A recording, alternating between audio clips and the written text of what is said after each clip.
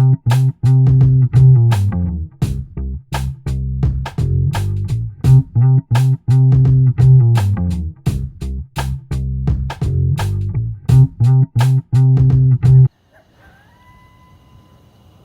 at that.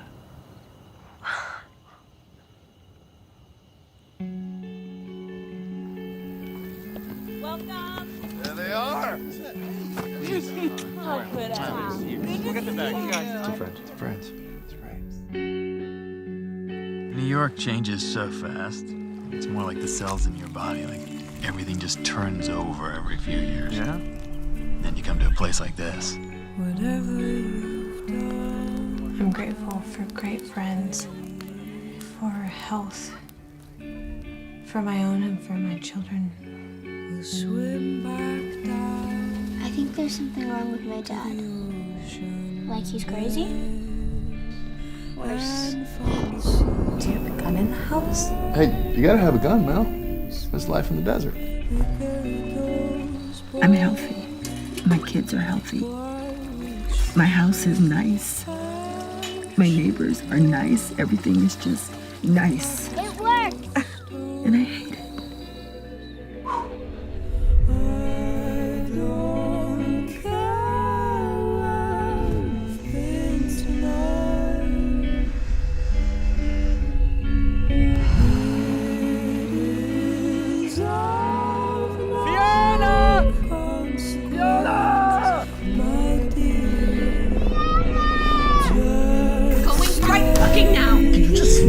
You let this happen. You let this happen.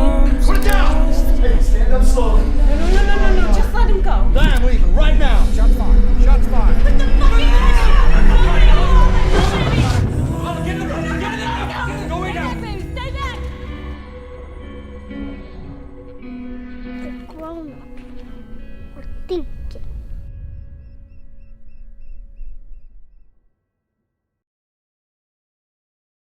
So yeah, well, the Big Bend, right? So this is this is a film you're starring in along with a number of other, like I'd say 5 or 6 other actors, various ages, right? And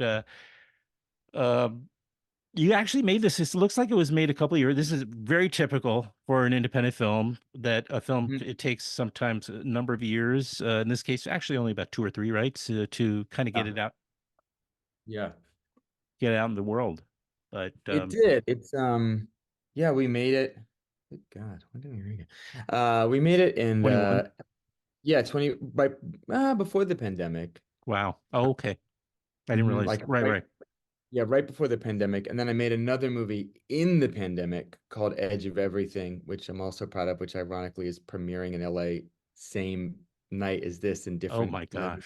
different What is that theaters. one about? Not that we can get too far Sure. afield. That one is called Edge of Everything. It's by these 2 young filmmakers, Pablo and Sofia, that it's like a coming of age movie for a 15-year-old age girl, and I'm the dad. And it turned out fantastically well also. Like I'm really happy for them. Young, first-time filmmakers with such Okay. integrity and heart. And I think the budget was ultra low, and Sure.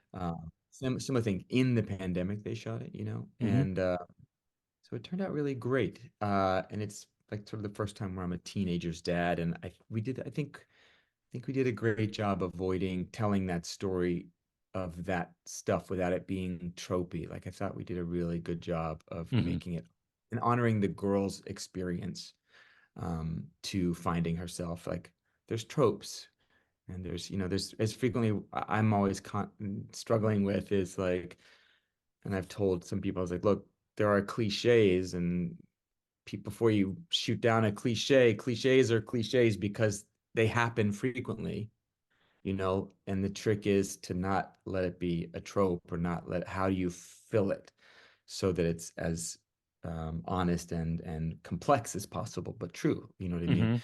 And also we see things now where you see a thing coming. We've all watched a lot of Law and Order, so the person who's a little strange in Act 1, maybe there's a focus on a glass. Oh, they've got a drinking problem, and they've contributed. Right. So it's all it's always the parent protecting the psychopathic child, There's that trope.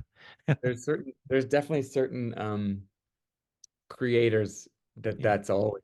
Yeah. that's their meat and potatoes. But with the Big Bend, part of what I responded to there, and it was definitely conversations with Brett Wagner, who wrote and directed it. Mm-hmm. And this was based on an experience, a weekend that happened between he and his friend Aaron Brown, who's a co-producer and also just a fantastic human. A weekend that they had with their families in this house in the Big Bend that we shot. And Which is, for those who don't know, it's a national, within a national park in the Texas desert. yeah, it runs on the Rio Grande. Mm-hmm. Mm-hmm. And it's hard for a lot of people to imagine. It certainly was hard for me, but you fly into El Paso, Mm-hmm.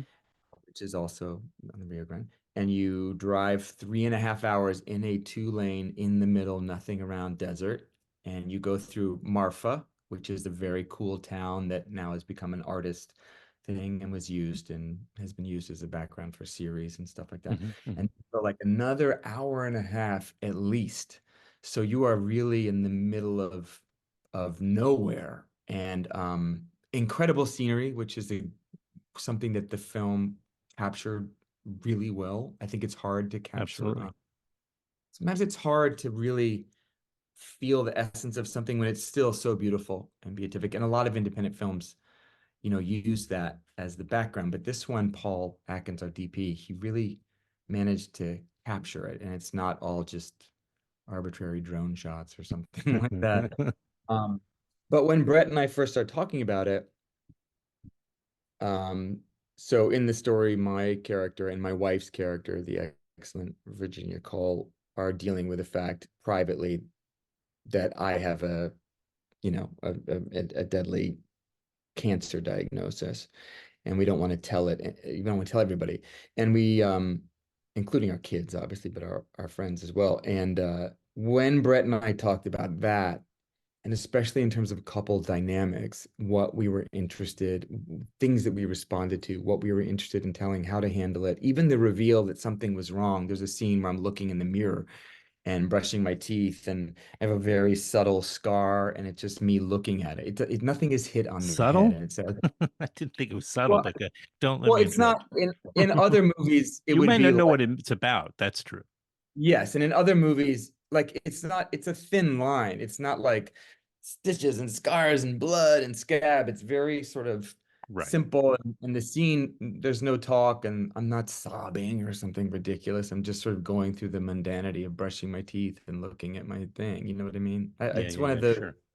when I there's like that. nuance. I like it because it introduces information and it just as you describe it, which is in a subtle manner, and you kind of have to start to put something together. You're not going to be led directly to these things. You kind of have to just put it together and accept maybe you don't know everything, and most of it, of course, by the end of it, you do know, but Yeah, getting there, people are so used to, as you said, from Law and Order type of, which no tropes offense to and Law and Order, like it's clues. a procedural, and I've been on it Yeah, three we're times. not dumping on Law Like, and Order, for God's sake. It's helped so many young actors. Please, no. Yeah. Um, and yeah, so I always appreciate that. Something that's kind of more common, as you probably know, from European films or just non-American Hollywood films, And it's mhm, nice. It's one of the main reasons I really like the film, because I just felt like, oh, here's real life, and this really feels almost documentary style, mhm. you And I know? love also about the film, it has its own sort of unique creation of genre. Like there is this other mystical, magical, what's going on Right. component that I mean early on when it's showing like the clanking of the water heater, and you're like, oh, something, what's Yeah, going what the on? heck? Yeah. So Yeah. that part was it was, that those conversations, which is why I tend to like independent filmmaking. Well, I enjoy it very much. I'm very lucky that I go back and forth from stage and film, and stage from far away to Hmm. Broadway, film from Uh, budgeted and low budget. Like the thing that I do really love about independent filmmaking is that in those circumstances, there is a different kind of opportunity for actual collaboration in a way that I respect and value. And, you know, you're still Right. navigating things, but you actually Which, have a right, when you would have no, I mean, well, I shouldn't say you would never have a part in that in a Hollywood type of structure, but that's not necessarily true. There are a lot of big time directors even that welcome actors I mean, it's contributions, you know, and ideas and everything. Yeah, yeah. There's ones that I would love to work with that I haven't, I you know, bet. my first big feature film was a Clint Eastwood film called Changeling, and it was the first time I ever played a bad guy. I'd never played a bad guy before. Mhm. And it was really, that was like 2006. And I'm sure you know Clint is notorious for like it's two takes and there's no discussion. So it's not abrasive, it's just He's all like, about getting under budget, right? well, that So is. all those extra takes are just going to get in his way of, And so, especially as a theater actor, it was helpful. And as my first big film, and I had known from other people who had worked with him, like just be ready to go. And, you know, obviously, there's not going to be a lot of direction uh, because he's trusting you, and and he hired you. And it's a very easy set. I will say that one of the greatest things about that experience was it spoiled me because I the set is just very comfortable, you hmm, know, and when there he's worked with and everyone he trusts to do their job. So there isn't a lot of micromanaging and he knows how to work within the studio system and they trust him. So like there is no business on set, there's no executive on set, there's no paperwork or any of that, you know, just right, distraction. You're right. just doing it and you feel for me, a lot of it is about it doesn't have to be, and I can take care of myself, but when it is a genuine collective energy, which does tend to happen on independent films, because you are working with $1.50 and being coming up with solutions, that energy is really you can see it in the filmmaking. I can anyway. Um, and it's certainly I have an easier time acting in that way. You know, of course, I've had to act in situations with various people, either who I'm acting across or being directed by, where it's not helpful and tough, and you have to you Name some figure of out. those. Yeah, that's a good idea. Let's not let me But give you them. also have I'm guessing you've been acting for over 30 years, which is shocking, but something like that. Maybe. Yeah, in my 20s, like I didn't do. It's kind of a bizarre, you know. I didn't want to be in. I mean, I discovered acting in a kind of funny way. And like I mean literally acting and especially stage acting, which I started out like I'm not exaggerating, but it saved my life and gave me direction. And then I was good at it in a way, and I had things I certainly had to learn because it's not like I was in a creative family or had, you know, I was raised in Okay. Virginia. In Um, Virginia. yeah, in like Hmm. all over Northern Virginia. My high school Okay. was Old Town. My high school was the Titans, you know, remember the Titans. That was my high school. Oh, Uh, okay. and that racial stuff happened not that far before I got there. Sure. Um, and I'm from a small town in upstate New York, Elmira, New York. I know. Yeah. That mentality in terms of like my DNA um, contributed. And then But your formative years were in Virginia. yeah, they were in Virginia. We moved around a lot. My parents divorced when I was young. My dad had custody. So there was a lot I of see. like just change. And I'm the youngest. So there's all those things that are true. I'm sort of the, you know, uh, Say it. peacemaker, Oh, okay. communicator. Oh, You know, okay. that's that stuff. And I was always a very emotional kid. Like I just had empathy and compassion in a different way. Hmm. Um, so anyway, I didn't do my first play until I went to undergrad, and that was in Virginia Commonwealth University, and I didn't do it to my sophomore year, and then I was like, oh, this is interesting, this feels good, and I was kind of the underdog of my class, I would say, and yeah, so then it went on from there, went to NYU grad later. That was a big experience to be at the grad program with those actors. What years was that? That was, I moved to, after I graduated college, I was an apprentice at Actors Theater of Louisville, which was like an unpaid, unhoused thing where you run the shows and you have acting classes. That's where I met this incredible director named Anne Bogart. If anyone knows the theater world, it's more experimental, and I learned a lot with her, Hmm. watched how regional theater functions. And then I moved to New York, and then I was in New York for about a year and a half. And I was like, there's skills that I need here. I was playing Richard II up at Columbia Grad School, like in the cathedral. We did this cool thing, and I was like, I understand it intellectually, but there's skills that I don't have.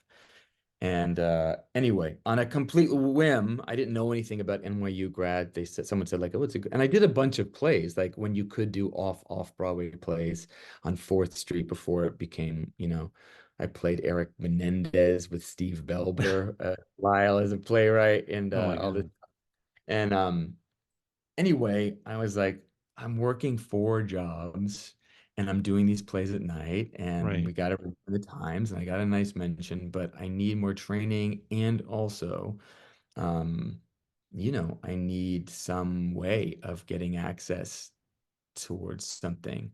So Right. I went to NYU grad. I walked up. I was like, I don't know, and I fifth floor, 721, and Right. I filled out a thing in pencil and I didn't need my essays till later. It was too late to apply to Yale and Juilliard was 4 years. I didn't want to do that. So I filled out in pencil and I was like, we'll just go with this. And then I auditioned. All of my mentors and stuff from undergrad were like, do not go to grad school. What are you doing? And I was like, I don't. And then I got a call back. I didn't know how competitive it was to get in. Like it's over 1,000 students for up to I 20 know. slots. Yeah. Right. Was it? So anyway, got Yeah. in, went into a lot of debt, and I Oh, learned I a bet. lot. Yeah. Yeah. That's an expensive program. Yeah. And So roughly what years was with that? oh, sorry. So I That's graduated in okay. 97. So it was 94 to 97.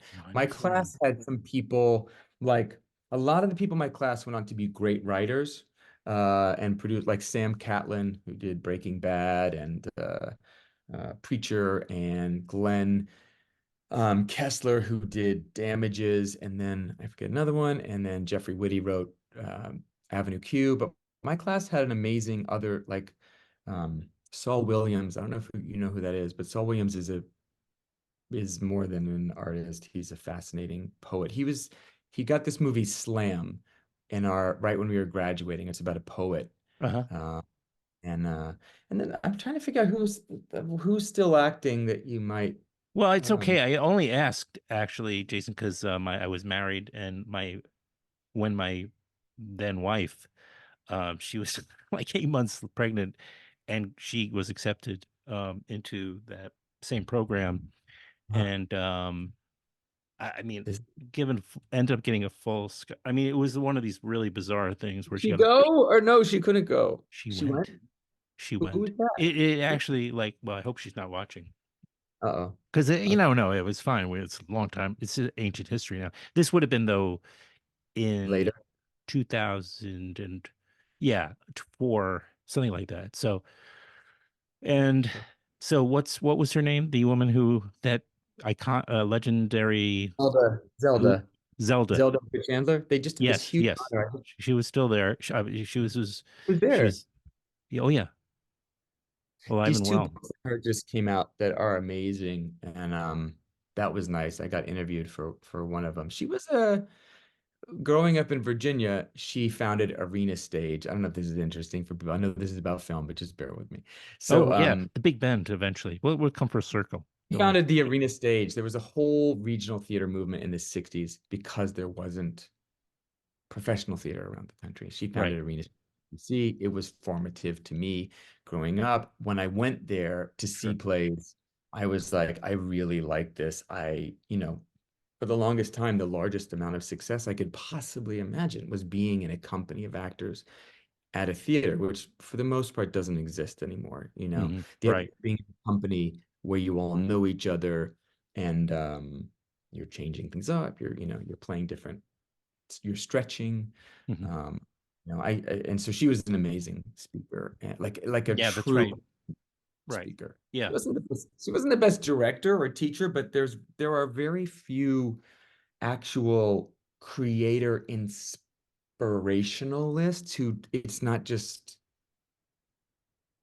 gobbledygook, it's actually sort of thought-provoking. And she was an activist and really believed in artists who part of your job was to um,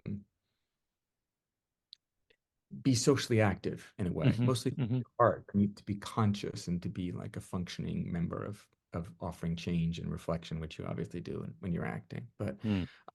anyway, so um, I was lucky that The Changeling was like my first big film, and then when I went on other ones, the first professional film I did after that, and I was like on Oscar shortlists and all of this stuff, which was exciting.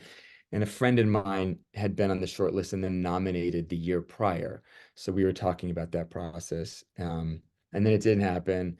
But then the next film that I did was The Taking of Pelham 123, that remake with Yeah, that's John. right. Denzel. Yeah, yeah. Yeah. And that was and it was Tony And John Scott. Travolta, right? Hmm. There's amazing stories. And This is clearly we because don't I have enough was time. it was okay. It was Tony Scott directing, and Oh, right. Tony notoriously, they would shoot some amount of film, like literally it would go to the moon and back. I read somewhere the amount, like there were always 3 to 5 cameras operating, and I'm a hostage victim, and it was, I mean, months on the ground. Wow. So it was a different experience of directing, but of acting in a feature film. Mhm. But I've been like when I look at the independent films that I've done, I have, with their warts and all, I do genuinely have like, there's a sense of pride and ownership that's different. And the Big Bend is definitely that. I never ever would have been to that part of the country You're or right. understood Yeah. something about Texas that I now understand.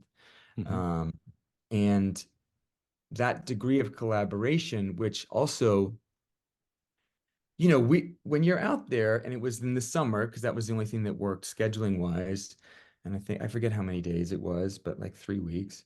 Um, it's like 122 every day, Wow. and there's obviously no cell phone service, so communication's hard, and the crew and the kids and Right. us were spread out Oh all my over. God.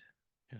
And I was So, thinking when you were talking about that before, how far it was you had from the airport and everything. And it seemed like it was in the middle of kind of, I don't mean to say nowhere in the socially speaking, but just, geographically.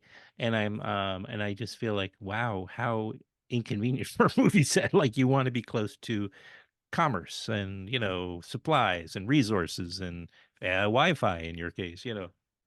But when I was in grad school, I couldn't afford anything, and it's not there anymore, but the Barnes and Noble and Astor Place, I would go up, Sure. and Became a Emma gym. Thompson, Emma Thompson, it's a gym now, yeah. Yeah. Emma Thompson had written like a diary of Sense and Sensibility, making of it. And I would go in and I'd read a chapter at a Oh, time because I really? could. That's cool. Yeah. The idea of being, all I wanted to do was be in a Merchant and Ivory film when I got out of grad school, which they didn't make anymore. But that thing where the actors were in like an inn in the countryside, and they would shoot, and then they would all go, they always, like Wes I Anderson, love those. suppose Yeah. they Room with the are view. they're eating movies. I mean, they're eating at the dinner table together, and they're drinking, and there's that share of life experience. And so that part I always tend to like about Hmm. it. And it was because it was such tough circumstances, and Erica Ash and Virginia Call and Dave Sullivan, we all were, um, uh, there was like it was like a motel, and there were these little houses, and with Yes. 4 units, and so we all were in them, and you could hear each other, so we would like bang on the wall. And Little yurts almost, or like, no, it was like they were above ground, well, but yurts aren't they? Well, I don't know. I was in the desert, but in California. I swear, like actually, Joshua Tree or coincidentally. something. What? Like Joshua Tree or. Yeah, yeah, Joshua Tree. And we stayed in these kind of like, hard. It's like tents, but they were buildings. But they Mhm. were like the size of a big tent. Like there was only room for a bed and kind of a couple of other little things. And they A were little all, bit.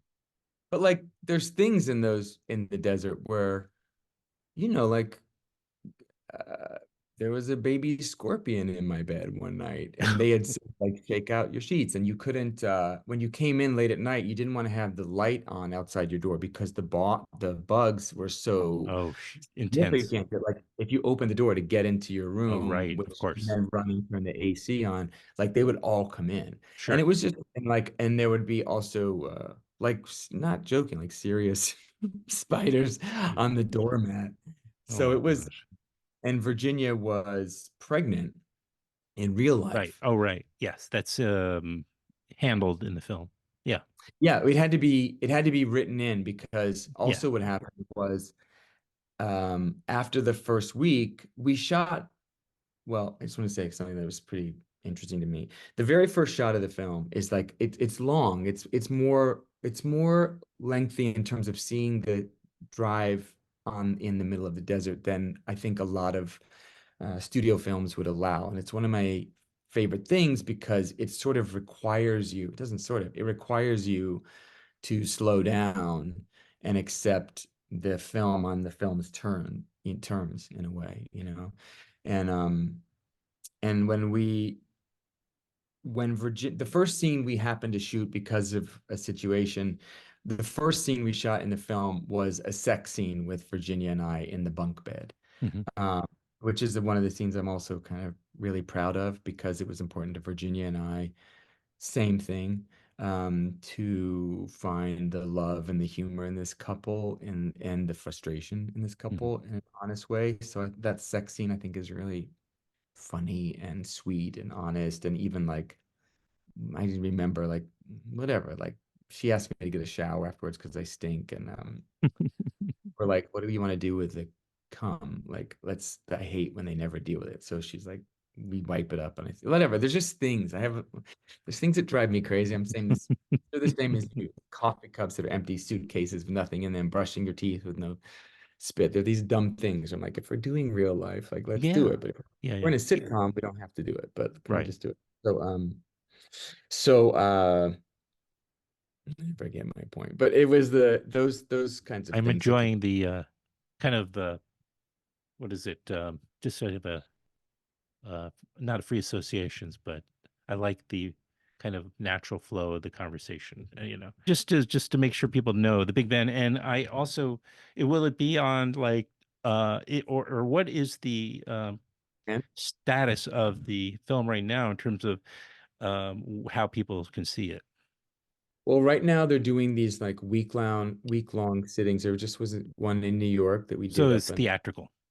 And Mhm. there's a week in LA, there's a week in Austin, more Okay. coming in. And then I'm not sure, obviously the hope is that it can be bought and we can see it in a way. You can stream it online. I will Oh, say, obviously, see a movie this with this kind of landscape in a theater with an actual screen is um, really moving. But yeah. anyway, that's the plan. And it's all of the things to make it at that amount and to help, especially Brett. Brett, who financed the movie a lot. Like I want him to get some of his money back. And I want people to see the film. Like Yeah, there's it's a special film. It's really turned out real. I love the tone of it, and it goes in. You can't predict, and that's a gift too. You cannot predict where it's going to go, um, other than the fact that the literature says she's this young. You're the young character of your daughter, yeah, um, is gets lost for a short period of time. So yeah, by that description that she will be found, hopefully alive. yeah, yeah, And she is. And so that's not what the film is about. It's more like just about her adventure. And then kind of interestingly enough, what I found was that your character, as you described before, is dealing with a serious disease, a okay, fatal yeah, in your yeah, case. Yet it kind of puts even something as extreme as that in perspective when you compare it to the possibility of losing a child. yeah. And one of the most amazing scenes I will have ever shot in my life is in this film where I'm standing on a real cliff in Oh the yeah. desert. Oh, that And was stressful to uh, watch. Yeah. trying to take my own life for reasons that you understand later, and then can't go through with it. Mm. And that doesn't come, you don't see that coming at all. There's like No, a thank goodness. even the thing that circles back later, the subtlety, I think, of connecting the dots. It's one of the things that a certain theater goer will go, oh, and another one won't connect it until later, which I think is brilliant and Yeah, fine. Like right. trust your audience to learn and let them be involved in a different way. And anyway, so to be shooting a film like that, a scene like that, not only emotionally to get to do something like that, which is much more in my actual actor wheelhouse than what I frequently get to Hmm. do, and in the nature, and that was a really special moment with Paul Atkins, the film director, and that kind of connection that can happen with a camera, with a film, with a camera operator and a DP. That was like a very, very, very special moment. Yeah. And similar to one, we were losing the light, and Virginia and I was like, well, let's just go shoot something, you know. Um, and so Virginia and I, there's a scene with no words that I think is stunning, where Virginia and I are kind of on a hill, and we just said, okay, what's an element that we think we might need if we need to use this? And there's a beautiful sequence of them as a couple just navigating something that you don't know what it is at that time, but you know it's bad. And I just think it's something that makes me very proud, and I really have a reaction watching myself because I just, it's like there's things that I see that, the way we all have tunnel vision. But anyway, that's what I love about, I mean, this film, but also just when independent filmmaking actually can go somewhere for the audience, certainly, but as an actor, I get to experience something larger than a lot of what I'm very lucky to get to do, on all Yeah. the television shows and things I'm on right now. There's a scene in Sugar, which I'm on right now Yep. with Colin Farrell. And I had a scene with him where I was like, when we did it, there was a certain kind of connection and ease that I was like, it's been a while since I've had this kind of act, which is really the artist that I am, So that's why I like this movie, not just for And those scenes. and I'm going to recommend it to everybody. It's called The Big Bend, and it's written and directed by Brett Wagner, and stars among its very talented cast: Jason uh, Butler Harner. Three names. I was Three names. afraid of. I was going to say Harner Butler. So, It's but okay. When I got my equity card, I was doing Macbeth with Alec Baldwin and Angela Bassett, and he's like, "Your name should be Butler Harner." And at the time, I was like, "I can't do that. I can't do that." well, now, all right. Now do it. No, um, it is a real pleasure. Thank you for sharing so much about your craft and about the work you do. It's a treat to talk to talk to you, and I hope we have an opportunity to do it again on a future project. I really do. I'd love to continue talking to you. I think, listen, I just want to say the Yeah. thing I like about this and what you're doing here is like we've always said you have to make your own stuff and you got to speak to your own community and things that you want. And it's never been more true than ever now as the whole industry is changing. And that's why I'm happy to be here with you and Thank to you. talk about these things that in a way, very casually, but honestly, that hopefully somebody will see and be inspired by at any stage of their career, because Right. we all need it at any time. So thanks. Yeah. Well, I hope you have a great afternoon and evening ahead. Right? It's early afternoon. It's early afternoon. I was in Austria. I just got back, so I might go to bed. But Oh, good idea. thanks, man. All Thank right. you. All right. We'll do it again. Okay, I'll see you. Okay. Bye. Thank you. Mhm.